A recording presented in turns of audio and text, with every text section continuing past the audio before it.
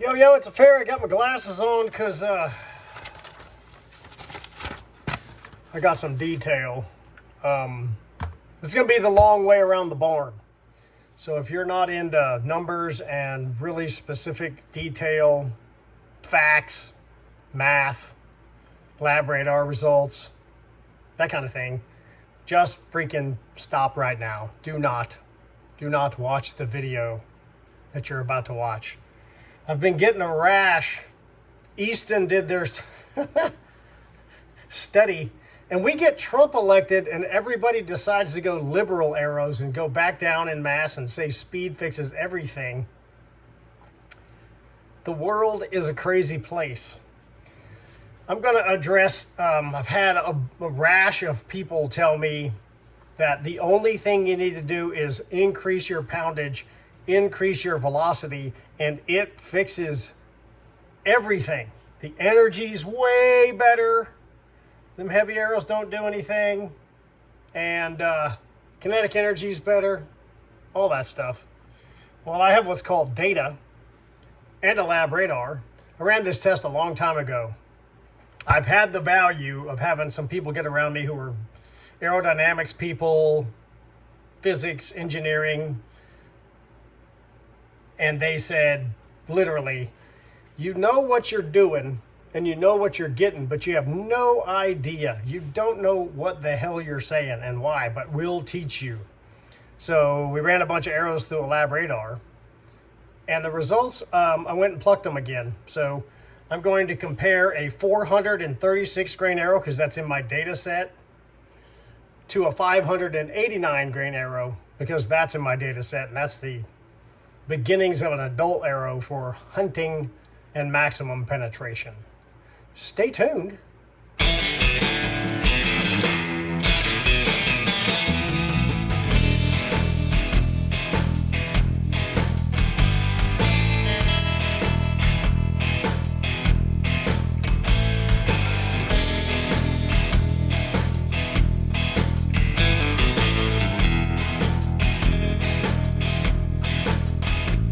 Some of you guys have been following me a long time. I have a whole playlist called the Long Range Aero Performance Playlist. Speed erosion, kinetic energy, momentum, on and on and on. The data set is pretty vast. Here's a couple of screenshots of just a couple of the things we've worked up from shooting through a lab radar out to 60 yards with bows that I owned. The data today is going to be the fastest bow I had at that time, Pamela, my Expedition Excursion 6. I have the information here. Here's a screenshot. She was running a 436 grain arrow at 281, but I was only shooting 65 pounds at 28.5 inch draw. I've had a rash of people tell me that 290 is the magic number, 281, close enough. As you can see here, that 436 grain arrow over 60 yards loses 31 feet per second, about 11% of its speed, and a 589 grain arrow launched from that bow only loses 19 feet per second over that same distance, or 7.79% of its velocity. Went ahead and pulled 36 yards. If I do 20, the Western guys will say, well, I shoot 60. If I do 60, all the whitetail guys will say, I never shoot that far. I mean, you can't win for losing, right? So here's the data at 36 yards. Pamela was zipping it along, still 281 at launch. 36-yard velocity was 262. Speed loss at 19 feet per second, or 6.76%. The 589 grain arrow, same launch, 244. 36-yard velocity, 232. 12 feet per second lost, 4.92% of the velocity lost over distance. That is because of aerodynamic drag. Put very simply, heavy things going a little slower push against the atmosphere more efficiently. It's 153 grain difference here, but I've been getting a lot of heat that a 450 grain arrow is the magic bullet. And a couple of the pros will tell you, whew, it doesn't matter what broadhead, arrow, FOC, nothing. If you just get to 300 feet per second or 290, it solves everything. The problem with that is there's not a lot of people who can shoot 290. And that means we have to get rid of all the trad guys. And anybody that shoots below 290 shouldn't be hunting. That's what I think. I mean, if it fixes everything, it's a magic bullet. All right, enough of my smart assery. I've got some dirty graphs here just to show you that we did the work. Here is the momentum chart that I have in my long range arrow performance playlist, and it shows the momentum at launch and 60 yards. Once again, I was getting a bunch of heat from the guys. The long range, which I think is a terrible idea, but the Western guys are giving me a bunch of crap. But when you go to shoot an elk, they're big. And you would think you would want more energy on target. Get one of them fancy dial-up sights. It's got all the yardages down to the yard on it. Practice and shoot a higher momentum projectile at long range at big animals. Apparently that's not a thing. So I'm going to go to a little bit dirtier data set. It's dirty just because there's a lot of lines, and then I'm going to clean it up, and it'll show you some interesting stuff. I was actually surprised by this. Here is KE at launch and 36 yards. This is the whole data set. So it's 7 arrows from 388 grains to 718 grains. And it is the launch, which is the blue line. The red line's 36 yards. And the orange, yellow, whatever color, tangerine? Mrs. Fowler might say tangerine. Colored is 60 yards. So you can see, obviously, the KE drops over distance, yada, yada. Everybody kind of agrees on that. However, you can see here also that the KE at the bow is pretty consistent. However, downrange, it still favors a heavier projectile. And this is anything. You could be shooting a gun or whatever. Did the same thing for momentum. Once again, the blue is launch. The red is 36 yards. Tangerine is 60 yards. This is a little dirty and hard to look at, and I said I was going to talk about a 436 grain arrow versus a 589 grain arrow, which 589 is an incredible hunting platform with a properly hand-stropped broadhead on it. It is a howitzer.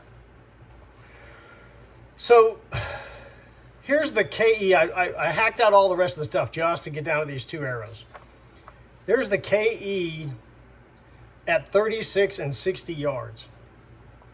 What jumped off the page here is the 436 grain arrow's 36 yard KE.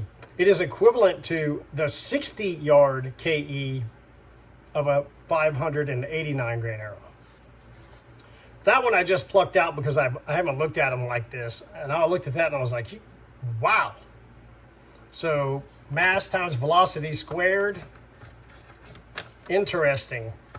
For those of you whose heads are spinning right now about kinetic energy, I had one comment where a guy said, kinetic energy is mass times velocity squared. Everyone knows that.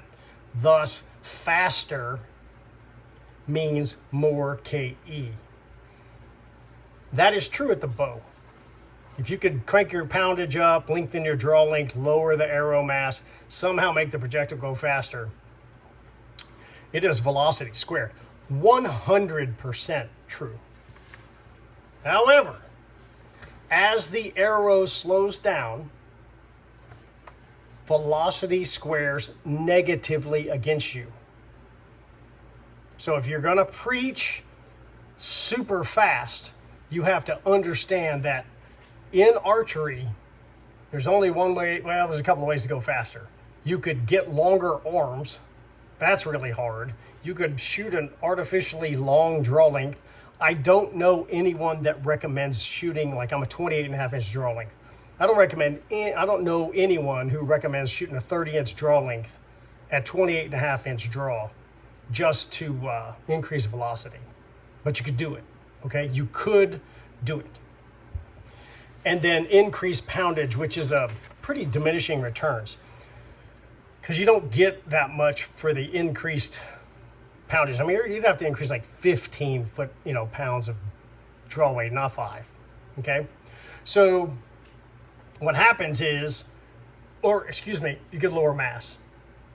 You could just take, if you're shooting a 500 grain arrow, go down to 400 grains, same bow setup. Let's just say you got the right draw length and all that. You would go faster, but you have reduced the mass of the projectile, which increases drag. And we already saw in the earlier graphs that my bow, the 436 grain arrow launched at 281 and lost 31 feet per second over 60 yards. And the 589 grain arrow launched at 244 and only lost 19 feet per second. And that is the effect of drag in the atmosphere eating the KE, because it is velocity squared in a negative fashion. So as the arrow slows down, okay, everybody measures this stuff right at the bow. As the arrow slows down, the velocity squares negatively, and we took mass out of the arrow to get there. So it's an equation. So mass was lowered, velocity up, drag up, okay? Because it can't press against it. That's the simplest way to explain this. You can't press against the atmosphere as hard. Start slowing down. That data shows right there, okay? And as it's slowing down, that velocity squares negatively against you with no mass increase. That'll make your head pop off. Okay, now we're going to look at momentum. So I've got, once again, we got the blue, the red, and the tangerine. I cut the graph down to the 436 grain arrow and the 589 grain arrow. And this one's pretty crazy. The launch momentum of the 436 grain arrow launching at 281 feet per second is lower than the 60-yard momentum of a 589 grain arrow. It is less energy. That's what you're getting when you decide to lower mass to go fast. That one is a shocker. It's one of those things that you look at and you just go, man, that's insane. So it's okay if you want to shoot lighter arrows. I'm not going to beat the industry. I'm not going to beat the most popular thing out there. But that's fine. But you need to look at this data package and think about what I just talked about, because this is not me. I'm not making this stuff up. This is not anecdotal. This is a lab radar shot out to 60 yards.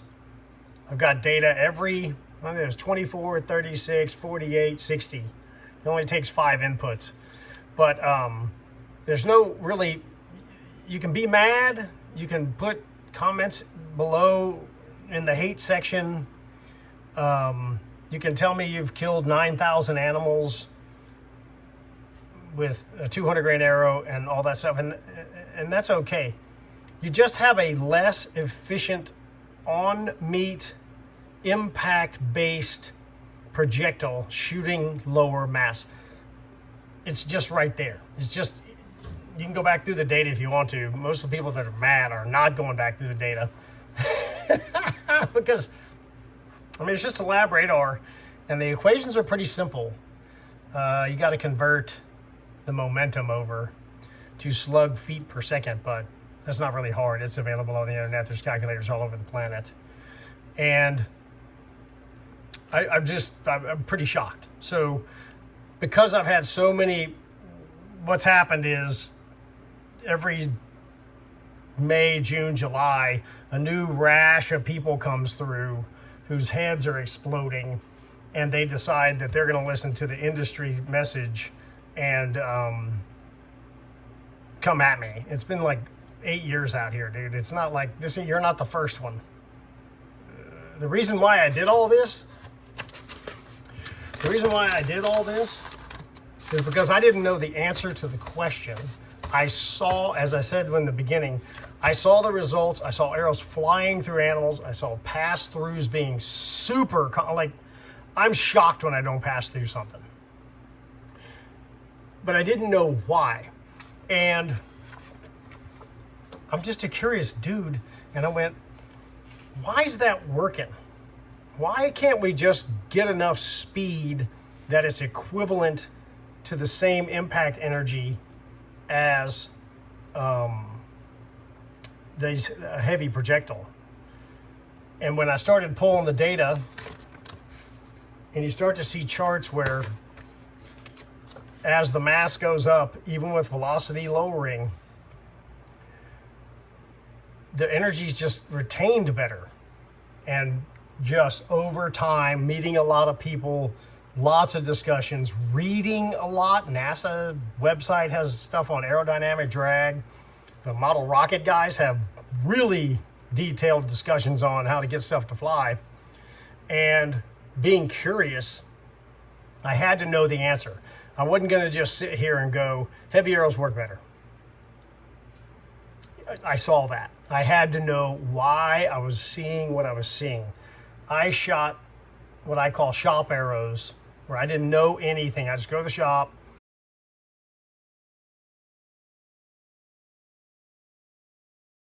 They give me 70 pounds at 28 inches, what I was shooting back then, 28 and a half. They'd give me a 400 or a 340 spine arrow with aluminum inserts, 400 grains. I really couldn't get broadheads to fly. I had 2 sets of sights back then when carbons came along. I had a set of sights for field points, and for hunting season, I would change the sights. My broadheads would group 4 inches right. So I just would take the bracket off, put my hunting sights on, because I didn't know anything. I didn't know how to tune arrows. I didn't know how to do anything. I went to the shop and got them to, paper tune with me and stuff, but I was just like, okay, well, the broadheads are grouping. They're just over there. So I'll just get a different sight and adjust for that. And when I shoot field points during deer season, they shoot 4 inches left, and I was lost. And then once I started exploring this stuff, because I was becoming frustrated with struggling killing animals, I said, I got to know everything. So I dove in, got the math, met the right people. They explained a ton of stuff to me, gave me some crazy books on ballistics and downrange flight and drag and all this stuff. Another thing that was explained to me along the way is the U.S. military, when they're building projectiles for tanks or armored cars or, shooting at airplanes, whatever the threat is for the bad guys on the other side, they find out what will penetrate the target. Then they figure out how to deliver it. And when somebody explained that to me, I was like, that makes a lot of sense, because, this is going to sound like a smart aleck, but it's really true. If your test of your projectile for a tank, an anti-tank round, if your test is all on paper, all in theory, you've never shot the opposing tank's armor one time, and you go into battle, you're going to find out if it works or not. And I went, that's not good for your health, because they can shoot back.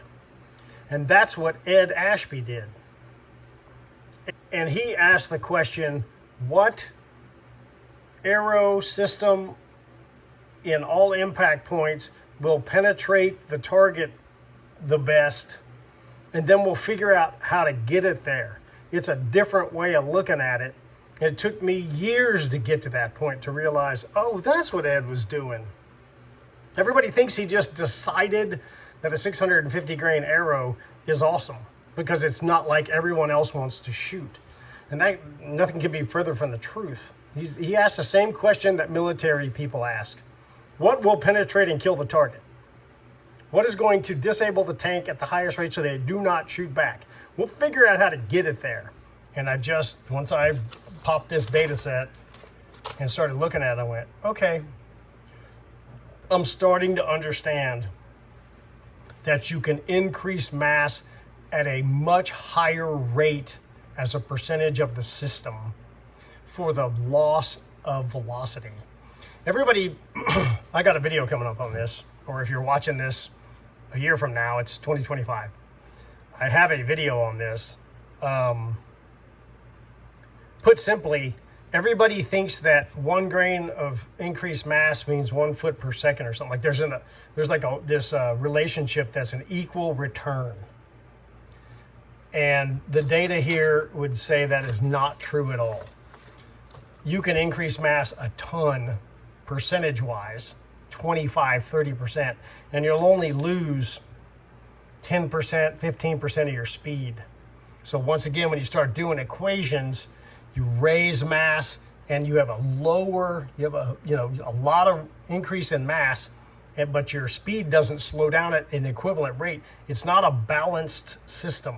It's not a 1-for-1 ratio where as you increase mass, it equivalently reduces speed, which if that happened, heavier projectile would probably still work, but the math here wouldn't be so glaring.